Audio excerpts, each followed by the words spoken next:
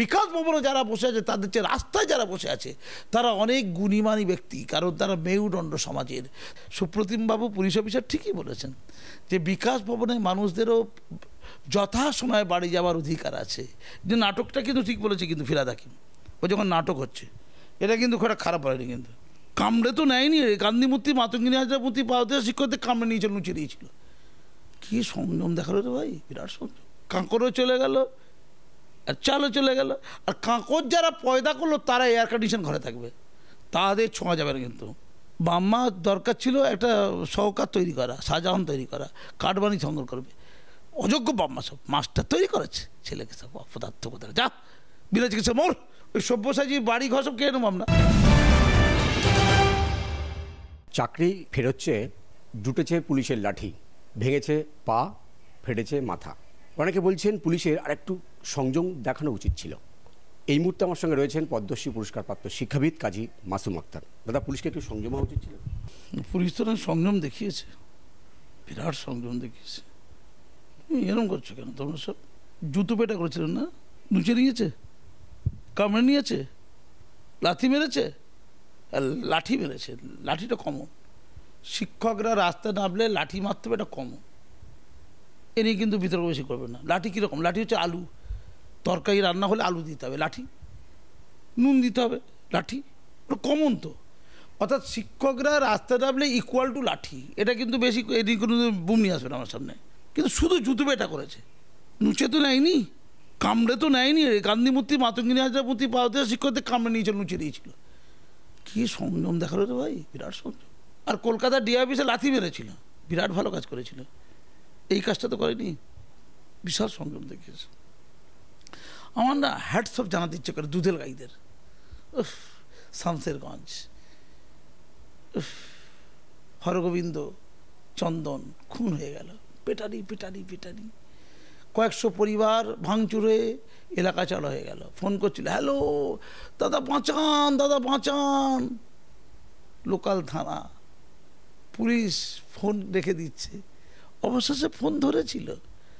Police কি অমোঘ বাণী বলেছিল, ধর্মশাই আমরা কি করে নিজেদের বাঁচাও ভাবছি, আমরা নাকি আপনাদের বাঁচাতে যাব। ওই হচ্ছে দুধের গাই, ওইটা হওয়া দরকার। তোরা মাস্টার মশাই, তোরা বলছিস আমরা খালি মার খাবো, মারবো না। তো মার খেয়েছিস তো, অসুবিধা কী আছে? আর তোদের না বেশি লাফাবি না, অনুপ্রেরণায় চল। তোদের শুধু মারলাম না, মেরে তোরা যখন ছটকাচ্ছিস তখন কি অ্যাম্বুলেন্স নিয়ে এসছি, হসপিটালে নিয়ে গেছি কি? তোরা নিজেরাই সব জাপারেজ করেছিস, কিচ্ছু করেনি সব। এটা প্রোটোকল যে শিক্ষকদের মারতে হবে, প্রথমে তার চাকরি খেয়ে নিতে হবে, বিরাট কাজ। এটা ভাব, চাকরি খেয়ে নেওয়াটা ভাব। প্রথমে চুরি করতে হবে না, চাকরি খাওয়াটা প্রথমে প্রথমে চুরি করতে হবে। কাঠবাণী শিক্ষক তৈরি করতে হবে। কাঠবাণী শিক্ষক মানে কাঁকড়, তার সাথে ভালো শিক্ষক মানে চাল গুলি দিতে হবে, শরবত পানি দিতে হবে, মিক্সচার করতে হবে। মিক্সচার তৈরি হল, এবার সেই সমস্ত নিয়ে গিয়ে সুপ্রিম কোর্টে ফেলে দিতে হবে। সুপ্রিম কোর্ট আর আলাদা করতে পারবে না, বুঝতে পারবে না, তখন বলে সবটাই ফেলে দাও, চলে। যোগ্যও চলে গেল, অযোগ্যও চলে গেল, কাঁকড়ও চলে গেল, আর চালও চলে গেল। আর কাঁকড় যারা পয়দা করলো তারা এয়ার কন্ডিশন ঘরে থাকবে, তাদের ছোঁয়া যাবে না। কিন্তু বিরাট কাজ। প্রথমে তাদের টাকা লুটে নিলাম, কারো থেকে 10 লাখ, কারো থেকে 15 লাখ, কারো থেকে 20 লাখ নিয়ে বহাল তবিয়তে নেতা মন্ত্রী মাথা সুপ্রিম কোর্ট তাদের কিচ্ছু বলেনি, ঘুরে বেড়াচ্ছে তারা। বলছে কাঁকড়দের চাকরিও গেল, আর যেহেতু বাঁচতে পারিনি, মাননীয় যেহেতু বেঁচে দেয়নি, এমন শরবত বানিয়ে দিয়েছে, মিক্সচার বানিয়ে দিয়েছে, তালে গলে গলে তালে, চালে কাঁকড়ে কাঁকড়ে চালে এমন মিশে গেছে, আলাদা করা যাচ্ছে না। কি প্রেম, কি অপূর্ব ভালোবাসা, কি অমর বন্ধন, আলাদা করে গেল না। হার্ড ডিস্ক চলে গেল, আলাদা করে গেল না। এই সবাই রসাতলে গেল। তো প্রথমে টাকা খেয়েছি, তারপর তো চাকরি খেয়েছি, তারপর তো রক্ত খেয়েছি। কি প্রোটোকল, মাথা ফাটিয়েছি, কি দায়িত্বশীল কাজ, আর প্রচুর চিন্তা এদের। ওরে বাবা, এই শিক্ষক 26,000, তাদের বউ বাচ্চা নিয়ে চিন্তার দরকার নেই। তাদের মাম্মার অসুস্থ, মরে যাক না, ওষুধ কিনতে নাই বাপাল। মাস্টারমশাই হয়েছে, জাতির মেরুদণ্ড হবে, মেরুদণ্ড ফাটিয়ে দেবো একদম। বাম্মা দরকার ছিল একটা সহকার তৈরি করা, শাহজাহান তৈরি করা, কাঠবাণী সংগ্রহ করবে।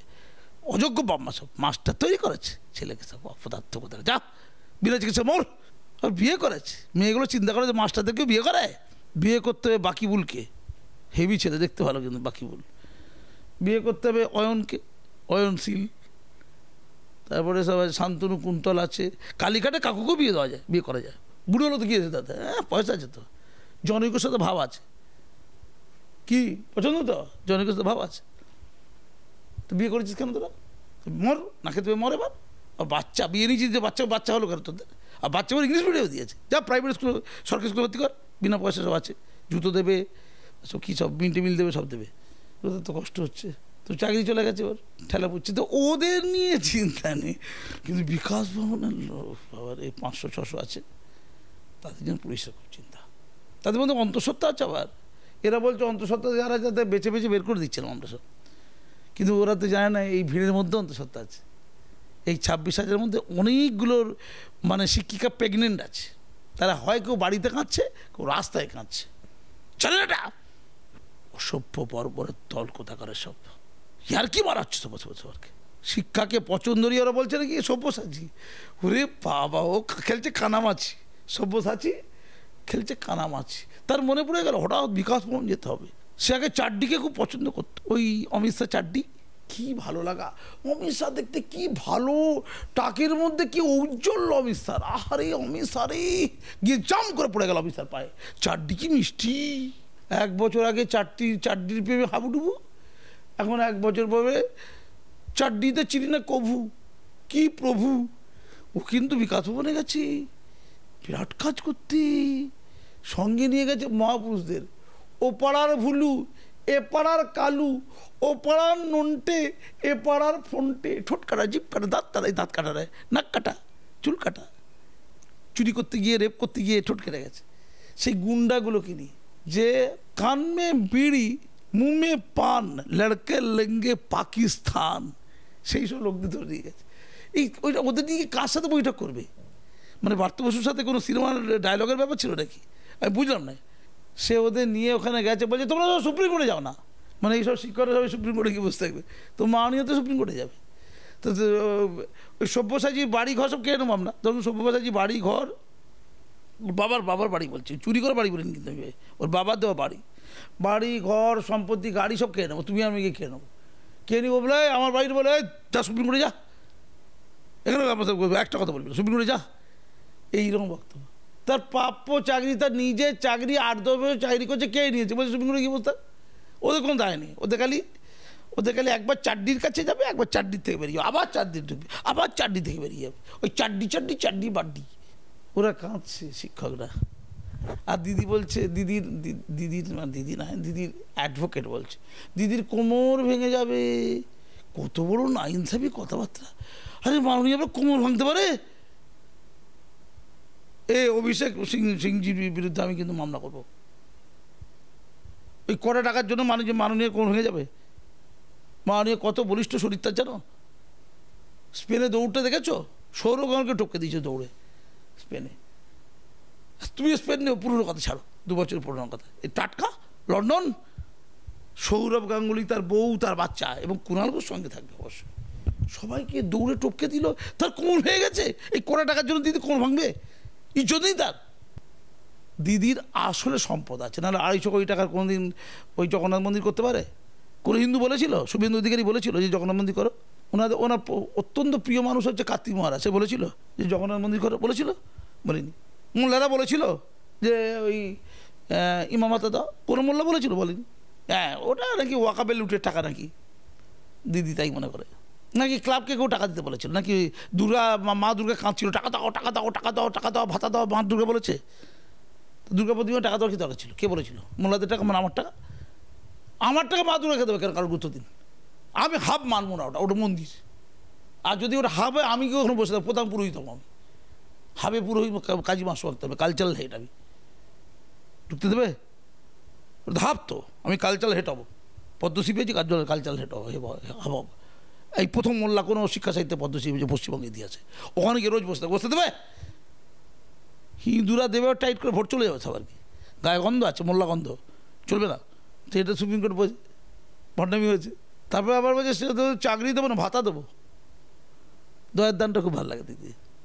ওই যে সুপ্রিম কোর্ট বলছে ঠিক আছে, কোমর টোমর ভেঙে গেছে, বলছে 25% নারে তাই দিক আপাতত বকেয়া দিয়ে। আমি পরিষ্কার করে বলছি, আমি ওই শিক্ষকদের ধর্ণামঞ্চে খালি দেখছিলাম কী কী নাটক হয়। যে নাটকটা কিন্তু ঠিক বলেছে কিন্তু ফিরহাদ হাকিম, ও যখন নাটক হচ্ছে, এটা কিন্তু খুব একটা খারাপ হয়নি কিন্তু। ও নাটক দেখতে খুব পছন্দ করে, কারণ পাশেই নাট্যকার আছে বার্ত বসু, এইটা কিন্তু বুঝতে হবে। তো ওখানে দেখলাম রবীন্দ্রনাথ ঠাকুর চলে গেছে, এই টিভি দেখছিলাম আর কি। রবীন্দ্রনাথ ঠাকুরকে জিজ্ঞেস করছে আপনি কেন এসেছেন, বলছে আমাকে টাকা দিলে চলে যায়। কী রে ভাই, বলছে আমাকে যে টাকা দিলে 12 যে টাকা চলে যাবো তার রবীন্দ্রনাথ হয়ে যাবো, মানে রবীন্দ্রনাথ বিক্রি হয়। এখন এই ধর্ণা প্রার্থীদের কাছে কংগ্রেস এসছে, তাদের কাছে আমি বিক্রি হয়েছি, তারা পয়সা দিয়েছে, মাল্লু দিয়েছে, চলে গেছে। সেও গীতাঞ্জলি বুকে ধরে আছে, বলে বাংলায় লোক তো জোকার মনে করবে এদেরকে। আবার গোলাপ ফুল নিয়ে গেছে কিন্তু, পুলিশ বলে নেবো না, যদি মারি কলসির কানা তা বলে কি প্রেম দেবো না, এটা ওরা বলছে। মাননীয়াকে বলি, মাননীয়া এসে বন্ধ করুন প্লিজ, এটা মে মাস না, বড্ড গরম, কষ্ট হচ্ছে। ওদের বাবা মা বাড়িতে বসে আছে, ও স্ত্রী বা স্বামী অপেক্ষায় আছে, সন্তান বাবা কখন ঢুকবে, মা কখন আসবে, অপেক্ষায় আছে। ওরা 26,000, আপনি 500, হ্যাঁ মানছি, ওদেরও মুক্ত হওয়ার অধিকার আছে। সুপ্রতিমবাবু পুলিশ অফিসার ঠিকই বলেছেন যে বিকাশ ভবনে মানুষদেরও যথাসময়ে বাড়ি যাওয়ার অধিকার আছে। হ্যাঁ, এই শিক্ষকগুলোরও যথাসময় শ্রেণীকক্ষে বসে ছাত্রদের পাঠদান করার অধিকার ছিল, অধিকার আছে, সেই অধিকার রক্ষিত হয়নি। সুপ্রতিমবাবু অত্যন্ত বুদ্ধিমানের মতো বলেছে, আপনারা মিডিয়ার দৃষ্টি আকর্ষণ করার জন্য এই ঘটনা ঘটালেন, ঠিক বলেছে। আমি বলছি ওটাই করেছে এরা, করবে না কেন? এই 5-6 দিন 7 দিন মধ্যে যুদ্ধের আবহে ওরা বিকাশ ভবনের সামনেই বসেছিল, কেউ খোঁজ নেয়নি। ওরা কি তিলে তিলে গুমড়ে নিভিতে নীরবে মারা যাবে? এটাই কি পদ্ধতি? ওরা তো একটু আওয়াজ করবে না? যে সন্তানের খুব খিদে, সে সন্তান যদি জোরে না কাঁদে, মা বুঝতে পারে না যে তার সন্তানকে খাওয়াতে হবে, তার খিদে লেগেছে, তার খিদে লাগাটা অপরাধ নয়। তেমন ওদের চিৎকার করে কান্নাটা লোকের সামনে ঢাকঢোল পিটিয়ে দুঃখটা বলাটাও অপরাধ নয়। হ্যাঁ, সেজন্যই একটু আটকে দিয়েছিল, যে কান টানলে মাথা আসে।